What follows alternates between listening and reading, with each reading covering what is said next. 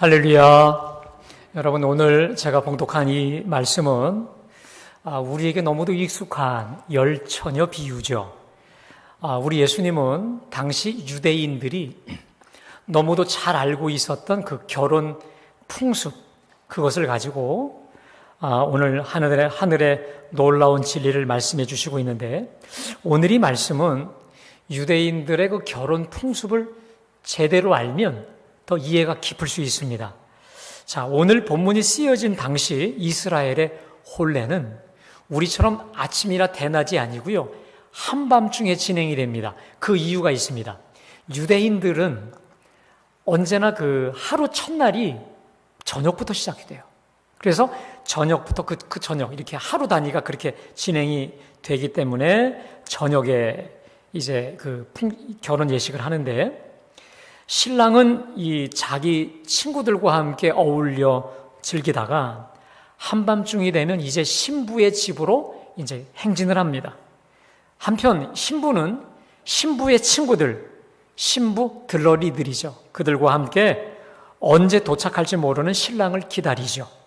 이때 신부 들러리들이 준비하는 게 있습니다. 두 가지인데, 하나는 이 순백색의 옷을 입어요. 하얀 옷을 입고 그 다음에 등을 준비하였다라고 하죠. 자, 이들이 바로 오늘 본문의 열처녀입니다. 자, 그런데 문제는 신랑이 언제 도착할지를 모른다는 거예요. 그러다가 신랑이 도착하게 되면 신부 들러리들이 이제 신랑을 그 신부 집으로 인도하여 드립니다. 그러면 문이 닫히고 모든 출입이 금지가 됩니다. 그 이유가 있습니다. 옛날에는요, 그 결혼식장에 강도들이 많이 침입을 했다네요. 그래서 일단 신부 집으로 신랑을 들이면 문을 닫고 이제 폐쇄를 한다는 거죠. 자, 이러한 결혼의 풍습을 염두에 두시고 오늘 주님은 1절과 2절에서 신부 들러리들을 이렇게 표현합니다. 자, 1절, 2절입니다. 그때 천국은 마치 등을 들고 신랑을 맞으러 나간 열처녀와 같다 하리니 그 중에 5은 미련하고 5은 슬기 있는지라. 지금 열처녀, 정확히 말하면 열들러리가 신랑을 준비하고 있는데 그 중에 5은 미련하고 5은 슬기 있는 자라 말씀하시고 있습니다. 그런데 미련과 슬기의 차이가 뭐냐? 3절, 4절에 보니까 미련한 자들은 등을 준비하되 등을 가지되 기름을 가지지 아니하고, 슬기 있는 자들은 그릇에 기름을 담아 등과 함께 가져갔더니. 그러니까 미련한 자와 슬기 있는 자의 차이가 어디 있느냐? 일단 그들은 공통적으로 등을 가져왔습니다. 하지만 등과 함께 기름을 가진 자가 슬기 있는 자요, 등은 가져오되 기름을 가져오지 아니한 자가 바로 미련한 자라는 것인데, 문제는 신랑이 더디 오는 거예요. 금방 오지 않아요. 그래서 10사람이 모두 똑같이 잠에 빠졌습니다. 자, 그런데 갑자기 큰 소리가 들려요. 보라, 신랑이로다. 나와서 맞으라. 이때 자던 10명의 처녀들이 화들짝 놀라서 잠에 깨어 신랑을 밝히 영접할 등을 꺼내 준비합니다. 자, 이때 미련한 자들이 슬기 있는 자들에게 요청을 하죠. 우리 등불이 꺼져가니 너희 기름을 좀 나눠달라. 자, 이때 슬기 있는 자들이 9절에서 단연하게 말합니다. 우리와 너희가 쓰기에 다 부족할까 하노니 차라리 파는 자들에게 가서 사와. 그러자 이 말을 듣고 이 5명의 사람들이 사러 간 사이에 문이 닫혀버렸어요. 그래서 문을 두드려요. 문을 열어주소서. 주여, 우리에게 열어주소서. 그때 안에서 냉정한 소리가 들리죠. 진실로 너희에게 이르노니 내가 너희를 알지 못하노라. 그러면서 결론이 오늘 13절에 그런즉 깨어 있으라. 너희는 그날과 그때를 알지 못하노라. 자, 결국 이것이 오늘 열처녀 비유의 전부죠. 우리가 참 잘 알고 있는데, 그러면 이 비유가 오늘을 사는 우리에게 주시는 우리 하나님의 메시지는 무엇일까요? 자, 먼저 이 비유를 통해 전달하려고 하시는 우리 주님의 이 본래 메시지를 듣기 위해 비유를 한번 해석해 볼까요? 잠 띄워주실까요? 자, 먼저 신랑은 다시 오실 예수님이시죠. 결혼잔치는 예수님께서 재림하셔서 하늘에서 벌어질 천국 잔치, 어린 양 잔치입니다. 잔치 자리의 문이 닫힌다. 최후 심판이 이루어질 때 구원받을 사람과 구원받지 못할 사람이 이제 분리가 된다, 이런 뜻이 되겠고요. 신랑이 더디 온다는 것은 그만큼 예수님의 재림이 지연된다는 것이고, 신랑이 갑자기 왔다, 재림이 갑작스럽게 닥쳐온다는 얘기죠. 열처녀는 예수님의 재림을 기다리는 신자들이고, 등과 기름이 뭘까요? 오늘 본문 해석의 가장 결정적인 키가 등과 기름에 있는 것이죠. 다시 말해, 미련한 그룹과 슬기로운 그룹을 결정적으로 갈라놓는 것이 바로 등과 기름인데, 이 두 그룹, 10명의 사람의 공통점이 두 가지입니다. 하나는 둘 다 등잔은 준비했다는 것이고, 또 하나 신랑이 더디 오므로 다 졸고 잤다. 그러나 이 둘을 결정적으로 가르는 키는 등과 함께 기름이 있느냐 없느냐. 기름이 있으면 슬기로운 자요, 없으면 미련한 자다라는 것이죠. 자, 그러면 먼저 오늘 본문의 이 등잔이 뭘까요? 먼저 등잔은요, 주변의 사람들이 누구나 다 등잔을 알 수 있죠. 등잔의 색깔, 등잔의 크기, 등잔의 형태. 다시 말해, 누구나 다 알 수 있는 외형적 어떠함이죠. 자, 저로 만약에 적용한다면 저는 말씀을 전하는, 또 목회하는 담임 목사죠. 누구나 다 자타가 다 아는 목사인 거 분명합니다. 또 어느 분들은 우리 앞에 계신 우리 장로님, 또 권사님, 집사님, 성도님. 그래서 특별히 오늘 함께 예배하는 우리는 갈보리 교인들, 크리스찬들, 예수 믿는 사람들. 그래서 어떤 신상 명세서를 쓸 때 종교난에 기독교라고 이제 쓰죠. 자, 이것이 바로 오늘 본문의 등이 아닐까요? 외형적 어떠함을 표현하는. 자, 그런데 여러분, 이 등잔을 등잔되게 하는 것, 등잔이 장신구가 아니라 정말 빛을 발하게 쓸모있게 만드는 결정적인 도구가 뭡니까? 기름이죠. 자, 그래서 이런 겁니다. 제가 목사지만 목사를 목사답게, 성도를 성도답게, 갈보리 교인을 갈보리 교인답게 제대로 빛을 발하게 만드는 그 능력과 힘은 등잔, 외연에 있는 게 아니라 보이지 않는 내부 기름에 있다는 거예요. 자, 그렇다면 오늘 이 본문의 기름이 도대체 뭘까? 우리네 신앙을 결정짓는 가장 중요하고도 본질적인 바로 그게 뭘까요? 다시 말해, 우리 주님 오실 때 슬기로운 다섯 처녀와 미련한 다섯 처녀, 다시 말해 천국문에 올라가게 할 사람, 천국문에 들어가지 못하게 나고자로 만드는 그 결정적인 기름, 이게 뭐냐 이 말입니다. 그것은 성령의 기름입니다. 한번 따라하겠습니다. 성령의 기름. 네. 성경에서 이 기름이 주로 하나님의 거룩한 영, 성령을 뜻할 때 사용이 되고요. 또 하나는 성령의 기름 부으심. 그러니까 성령님은 기름, 특별히 기름 부으심과 아주 직결되는 경우가 많습니다. 그래서 사도행전 10장 38절 우리 다 같이 함께 봉독합니다. 시작. 하나님이 나사렛 예수에게 성령과 능력을 기름부터 다셨으며 그가 두루 다니시며 선한 일을 행하시고 마귀에게 눌린 모든 사람을 고치셨으니 이는 하나님이 함께 하셨습니다. 자, 거기 보면 하나님이 나사렛 예수에게 성령과 능력을 어떻게? 기름부터 타셨다. 기름부터 타셨다. 성령의 기름 부으심이죠. 그렇습니다. 오늘 본문의 열 처녀 모두가 다 동일하게 등잔은 가졌지만 다섯은 기름이 준비되었고 또 다섯은 기름이 준비되지 않았다 라는 것이죠. 자, 여기서 10사람이 동일하게 등을 가졌다라고 하는 것은 이렇게 볼 수 있어요.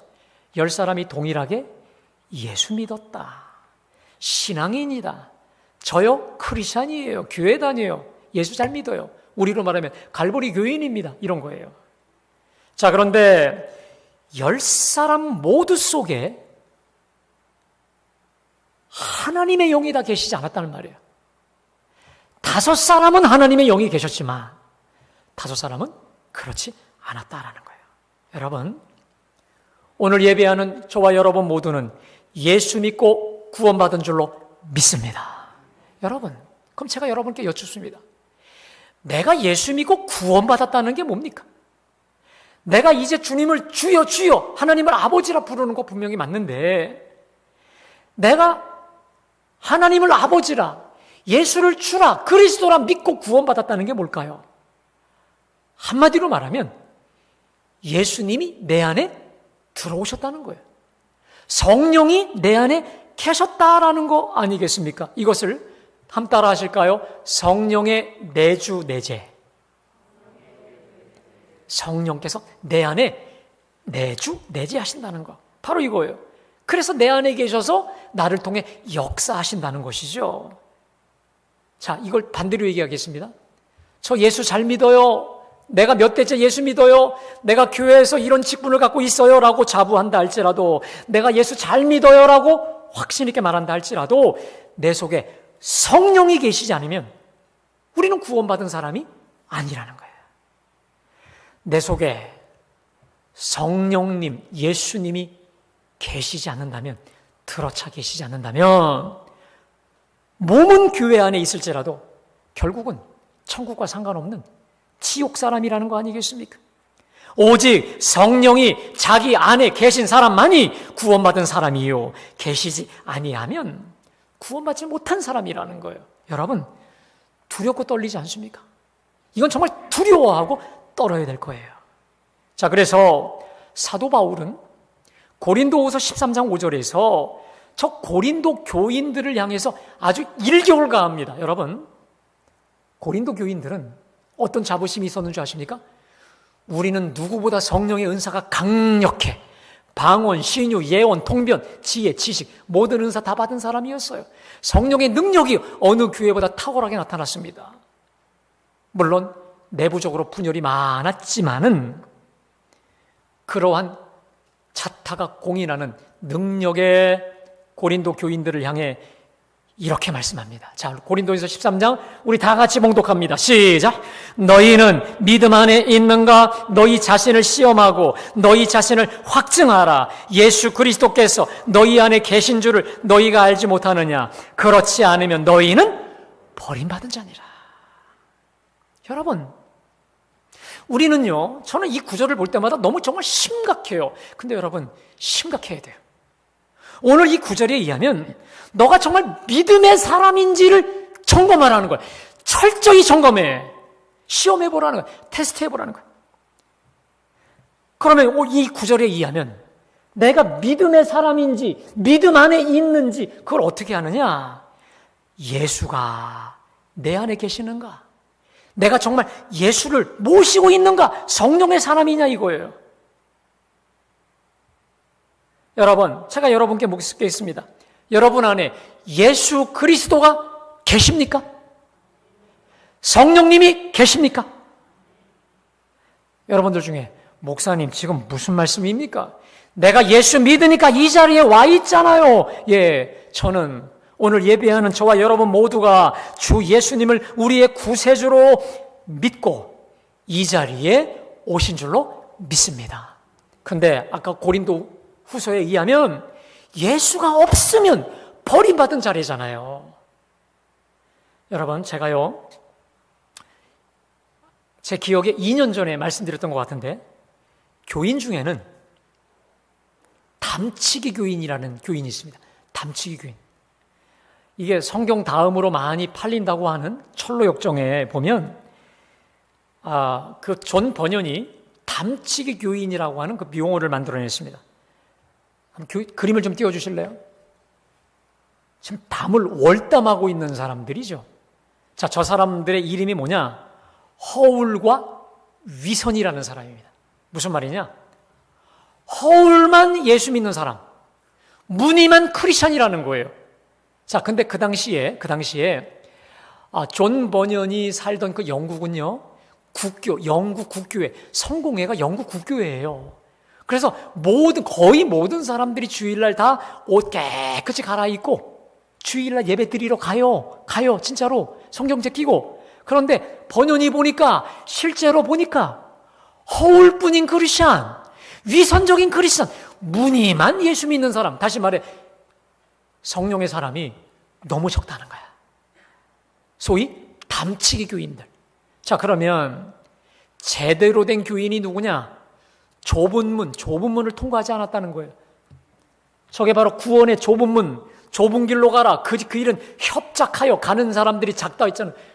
또 구원의 좁은 문, 저 길을 통과해서 결국 띄워주실까요? 저 십자가, 골고다 십자가를 통과한 사람들이 너무 적다 이거예요. 그러면 어떻게 예수 믿게 됐느냐? 그냥 우리 엄마 아빠가 예수 믿다 보니까, 또 몇 대째 우리 집안이 그런 집안이다 보니까, 또 내가 교회에서 열심히 하다 보니 직분이 주어지다 보니까 예수 잘 믿는 걸로 착각하는 사람들이 태반이더라 이 말이에요. 다시 말해 십자가 앞에 나아가 자신의 죄악 앞에서 가슴을 찢고 애통하며 회심해 본 경험의 사람들이 너무도 적다. 예수 보혈로 자기 죄악을 깨끗이 씻어 정결케 씻고 또 씻는 그러한 거듭남의 사람, 거듭남의 경험, 성령의 내주 내재의 경험도 그렇게 적다라는 것을 발견하고 있다라는 것이죠. 수두룩하다 이 말이에요. 사랑하는 여러분, 제가 오늘 사도 바울의 표현대로 여러분에게 다시 묻겠습니다. 여러분들은 과연 믿음 안에 계십니까? 정말로 예수 그리스도가 여러분 중심에 와 계십니까? 혹시 여러분들 중에 담치기에서 들어온 교인들은 있지 않으십니까? 구원의 문을 통과하셨습니까? 십자가를 통과하셨습니까? 십자가 앞에서 내가 얼마나 흉악한 죄인인지 가슴을 치고 애통하고 통회자복해 보셨습니까? 여러분, 이 문제는 간단한 문제가 아니에요. 이건 사느냐 죽느냐 천국이냐 지옥이냐의 문제임을 바로 깨달아 아시고 이제라도 내가 담치기 교인이었다는 생각이 든다면 거룩하신 우리 주님의 십자가 앞에 나와 나의 죄악과 허물을 철저히 자백함으로 예수 피로 주님의 십자가 구속으로 구원받고 새로워지시기를 주님의 이름으로 축복합니다. 너무도 다행인 것은 요한일서 1장 9절에 이렇게 말씀하십니다. 우리 다 같이 함께 봉독합니다. 시작. 만일 우리가 우리 죄를 자백하면 그는 미쁘시고 의로우사 우리 죄를 사하시며 우리를 모든 불의에서 깨끗게 하실 것이며. 십자가 앞에서 내가 죄인입니다. 허물과 죄로 죽었던 나를 주님이 살리셨습니다. 내가 죄인입니다. 가슴을 치며 죄를 자백할 때 미쁘시고 의로우신 우리 주님이 우리 죄를 십자가 보혈로 사하시며 우리를 모든 불의에서 깨끗게 하실 줄로 믿습니다. 요한일서 1장 7절에 우리 다 같이요. 시작. 그 아들 예수의 피가 우리를 모든 죄에서 깨끗하게 하실 것이며. 사랑하는 우리 갈보리 모든 교우 여러분, 십자가로 거듭나고 십자가를 통과하여 정말 우리 심령 속에 성령 하나님이 예수님이 분명히 좌정에 계신 성령의 기름 부음 받은 성령의 사람, 그 사람들이 바로 우리 갈보리 교인들인 줄로 믿습니다. 자, 근데 여러분, 오늘 이 본문이 기록된 이 마태복음 25장의 이 말씀을 듣는 사람들은요, 1세기 초대교인들이었습니다. 1세기. 지금 이 본문 말씀을 듣고 있는, 예를 들면 이 미련한 신부들, 이 사람들이 미련한 신부들로 비유되는 이 사람들이 믿음이 없었느냐? 절대 그렇지 않아요. 여러분, 이겁니다. 저는요, 이 세계 교회 역사를 쭉 보면요, 지금 예배하는 우리들이 정말 좋은 시대에 태어난 것 같습니다. 저는요. 저만 그런 것 같나요? 네. 좋은 때를 우리가 살고 있다는 게 뭐냐면 우리가 교회에 올 때 특별하게 사회적으로 핍박을 받거나 제재를 당하거나 예수 믿어서 제재를 받는 거 사실 없거든요. 그런데 1세기에는요, 황제를 주라, 그리스도라 고백하는 시대였기 때문에 예수를 주라 고백한다든지 예수를 그리스도라 고백하는 마음으로 교회를 가죠. 여러분, 그러면 그냥 사형이에요. 혹은 사회적으로 엄청난 제재를 받을 수밖에 없는 것이죠. 그래서 초대 교회를 다닌다, 이 말은 엄청난 손해와 핍박을 각오하고 다녔던 것이기 때문에 사실 오늘 이 미련한 자들이라고 하는 이들도 사실은 분명한 믿음이 있었던 자들이에요. 담치기 교인 아니었습니다. 그들 속에 분명히 예수님도 성령님도 계셨던 거죠. 그런데 문제는 뭐냐? 예수님의 재림이 지연이 되면서 긴장이 풀려진 거예요. 느슨해진 거예요. 여러분, 그 예를 들을까요? 오늘 8절 말씀, 우리 8절 말씀 한번 좀 띄워주실까요? 우리 다 같이 8절이요. 8절 시작. 미련한 자들이 슬기 있는 자들에게 이르되 우리 등불이 꺼져가니 너희 기름을 좀 나눠달라 하거늘. 자, 거기 보세요. 우리 등불이 꺼져간다. 지금 이 미련한 자들이 기름을 충분히 준비하지는 못했지만 등불이 꺼져간다. 여러분, 기름이 있어요, 없어요? 있죠. 등잔 안에 기름이 없는 게 아니에요. 기름이 있어요. 다시 말하면 충분하지 못하지만 성령의 기름, 다시 말해 성령이 없었던 자들이 아니에요. 믿음의 사람이었고 은혜의 경험이 있었고 예수 사람이었고 성령의 사람이었던 거 분명합니다. 자, 이것을, 그런데 여러분, 이런 겁니다. 이들의 문제가 뭐냐? 오늘 5절 말씀 보니까 신랑이 더디 옴으로 다 졸며 잘세. 이들이 뜨거운 신앙의 사람이었어요. 성령의 사람이에요. 지금도 분명하게. 그런데 뭐냐면 바로 올 것 같은 신랑이 바로 오지를 않아요. 그러자 10명의 신부들이 기다리다가 피곤해서 모두 깊은 잠에 빠져버렸다는 것이거든요. 자, 이것을 1세기로 우리가 돌아가서 1세기 교인의 입장에서 적용해 보자고요. 자, 1세기 초대 교인들은 오순절 성령을 받고 나서 너무도 큰 감격 속에 그들이 살아가죠. 그래서 그들이 성령 받고 변화되자 어떻게 변화되냐면요, 서로 뜨겁게 사랑하는 마음으로 자기 재산을 다 모아요. 한 곳에 모아요. 우리로 말하면 어디 그 빈 큰 그 교실에 다 우리 재산을 모아요. 돈도 모아요. 그리고 그것으로 가난한 사람, 어려운 사람들을 함께 나누는, 서로 통용하는, 내 것 없이 서로 함께 사용하지 않습니까? 여러분, 이게 어떻게 가능했을까요? 사람은 본래 이기적이고 돈을 참 좋아하는데 이것은요, 하나 되게 하시는 성령을 받고 나니까 그들이 서로 사랑하는 마음으로 어려운 사람들의 필요가 보여지고 정말 서로 되돌아보게 된, 그래서 내 것 네 것 없는 통용이 된 것이죠.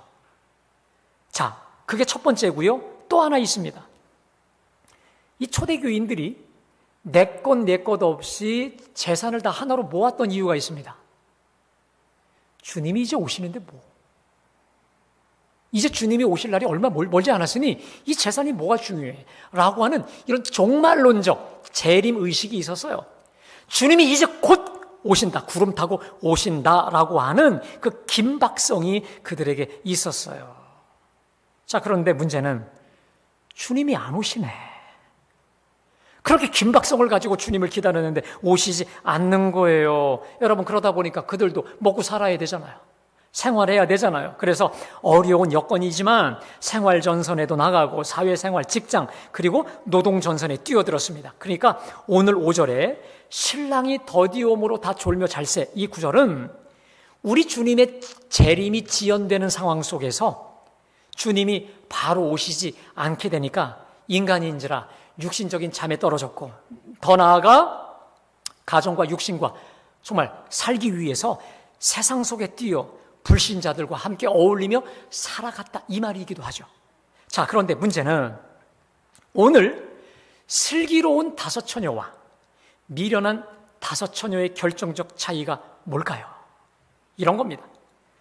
슬기로운 자들은 비록 육신에 잠이 들었지만, 육신이 잠이 들었지만, 여러분, 저들의 영혼도 잠이 들었나요? 영혼은 깨어 있었어요. 그것도 불꽃처럼 근신하며 깨어 있었다는 거예요. 슬기로운 자들은 비록 세상에 살며 세상 일을 하되 세상에 휩쓸려서 근본, 다시 말해 다시 오실 우리 예수 신랑 잊어버리지 않은 거예요. 예수 신랑을 향한 지향 이것이 변함이 없었어요. 마라나타, 주 예수여 어서 오시옵소서. 세상에 살지만 세상에 속하지 않은 마라나타 신앙으로 분명했어요. 자, 그러나 미련한 자들은요, 육신적으로도 자지만 영으로도, 영혼도 그냥 푹 차버리는 거예요. 세상에 살면서 먹고 사는 문제에 휩쓸려 어느덧 세상에 속해버리고 세상에 푹 빠져요. 그러니까 예수 신랑도 잊어버리고 세상에만 젖어요. 그래서 지금 성령의 기름이 앵꼬 바닥 직전까지 간들간들 꺼져버리기 직전까지 가버린 거예요. 여러분, 오늘 주님이 주시는 메시지가 분명합니다. 그렇게 기름이 간들간들 꺼질랑 말랑 그 상태? 너 나 못 만나. 그 상태로는 날 맞이할 수 없어. 그렇게 미적지근하고 형식적이고 식어진 상태로서는 나를 만날 수 없어. 나 만나려면 너희 심령에 따라합시다. 불이 있어야 된다. 뭐라고요? 불이 있어야 한다는 거예요. 여러분 한번 생각해 보실까요? 자, 신랑과 신부가 있다고 생각해 보겠습니다. 이 신랑이 어떤 신부를 원할까요? 저는 확신합니다. 서로 간에 서로 불이 있는 신랑 신부가 아니겠습니까? 다시 말해 사랑의 불, 연모의 불, 신랑을 사모하는 갈급함에 불이 있는 여인을 원하지 않겠습니까? 여러분, 예를 들어 목석 같은 여인, 말해도 아무런 반응도 없어. 목석 같은 여인, 신랑을 소 닭 보듯 하는 여인, 신랑에게 아무런 관심과 마음조차 없는 여인, 누가 그 여인 데리고 살겠습니까, 여러분? 제가 부끄럽지만 쑥스럽지만 제 고백을 하나 드리겠습니다. 제가요, 제 아내를 제 마누라로 맞이하게 된 이유가 있습니다. 목회하려고? 그러지 않아요. 저 목회하려고 우리 집사람하고 결혼하지 않았어요.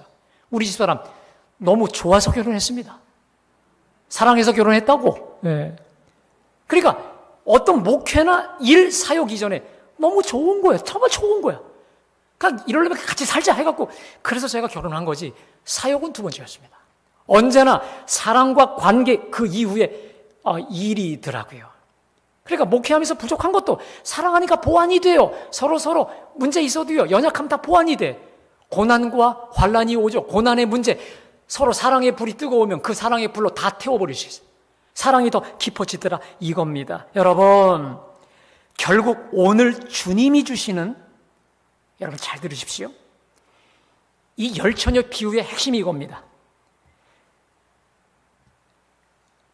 내가 정말 신랑 되신 나를 만나고 영접하기 원하느냐?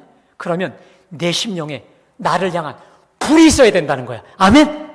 불. 그 말은 어떤 불입니까? 사랑의 불, 성령의 불, 뜨거운 기다림의 불. 다시 말해, 주 예수여 어서 오시옵소서. 마라나타. 서울에 있는 어느 목사님은요, 말할 때마다 교인들 앞에 마라나타 한다, 마라나타.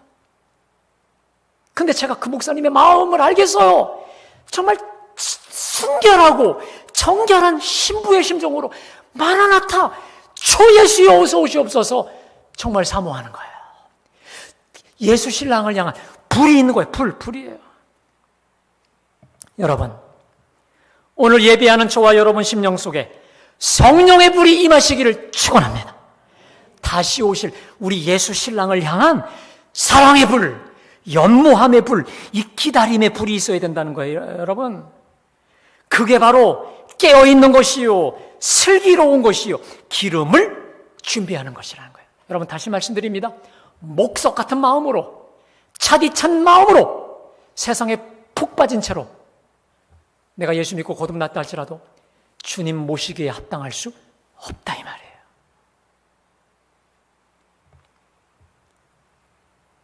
데살로니가전서 5장 16절부터 18절에 이런 말씀이 있죠. 항상 기뻐하라. 쉬지 말고 기도하라. 범사에 감사하라. 이것이 그리스도 예수 안에서 너희를 향하신 하나님의 뜻이니라. 우리 너무도 잘 알죠. 근데요, 그 말씀 뒤에 이 구절이 나와요. 자, 다 같이 봉독합니다. 시작. 다시요. 시작. 성령을. 자, 근데 이게 원어적으로 무슨 뜻인지 아십니까? 성령의 불을 끄지 말라 이 말이에요. 여러분, 성령의 불이 잠시라도 꺼지지 않기를 주님의 이름으로 축복합니다. 자, 그러면 성령의 불이 언제 꺼질까? 내 안에 성령이 계셔도 언제 성령의 역사가 사그러질까? 첫 번째 간단합니다. 내가 세상에 푹 빠져버리죠. 세상 재미에 푹 빠져버리죠. 그러면 성령의 불이 꺼집니다. 세상 재미로만 끝나요. 거룩한 삶, 경건의 삶을 연습하지 않을 때 성령의 불이 꺼집니다. 그리고 내가 죄인 줄 알면서도 상습적으로 계속 짓고, 특별히 영혼을 거스르는 정욕에 계속 빠져 살죠. 그때 성령이 근심하기 때문에 불이 꺼져요. 결정적으로 불이 꺼지는 게 있습니다. 기도를 쉴 때 불이 꺼져요. 대한수도원 좀 한번 틀어주시겠어요? 여러분, 철원에 가면 대한수도원이라고 있습니다. 이게 전진 원장이라는 분이 이제 설립을 하셨는데, 우리 감리교회 수도원인데, 이 재단에 들어가면요, 저 말이 그냥 은혜가 돼요. 한번 읽어볼까요? 시작. 재단에 붙은 기도의 불, 성령의 불, 은총의 불, 예수 신랑을 향한 사랑의 불을 끄지 말라는 거예요. 그래서 저기 가서 저것만 봐도 은혜가 돼요. 하도 제가 좋아서. 그런데 모든 거기 책자에 저 글귀가 다 있어요. 사랑하는 여러분, 우리 갈보리 재단에 기도의 불이 타오르기를 주님의 이름으로 축복합니다. 그로 인한 성령의 불, 부흥의 불길이 타오르기를 원합니다. 우리 가정의 기도의 불, 성령의 불이 타오르고, 우리 심령의 기도의 불, 특별히 주님을 향한 마라나타 기다림의 불이 타오르기를 주님의 이름으로 축원합니다. 그래서 우리 심령이, 우리 가정이, 우리 성전이 정말 주님을 향한 그 사랑의 불로 타올라서 우리 주님 언제 오셔도 기쁨으로 아멘으로 주님 영접하기를 원하고, 더 나아가, 여러분, 더 나아가, 주님은 2000년 동안 안 오셨어요. 그런데 마라나타 신앙을 가지고 주님을 연모하고 사모하죠. 우리 24시간이 어린 양 혼인잔치가 될 줄로 믿습니다. 이 땅이 하나님 나라를, 혼인잔치를 이 땅에서 누릴 수 있는 거예요. 날마다 어린 양의 천국 혼인잔치가 우리 삶의 현장에서 이루어지기를 주님의 이름으로 축복합니다. 자, 오늘 주신 말씀 기억하면서 우리 찬송가 175장 우리 1절과 우리 3절만 부르겠습니다.